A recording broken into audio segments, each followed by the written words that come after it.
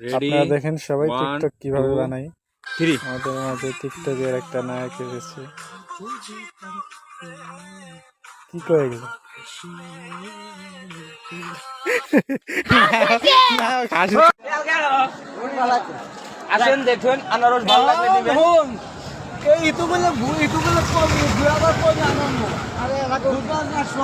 আমি এলা কমি 5টা ফুট খাই ওই যুগে হিসাব করো। ঠিক আছে আসুন দেখুন ভালো লাগলে নেবেন আনারস একদম 50 টাকা দামের আনারস আনারস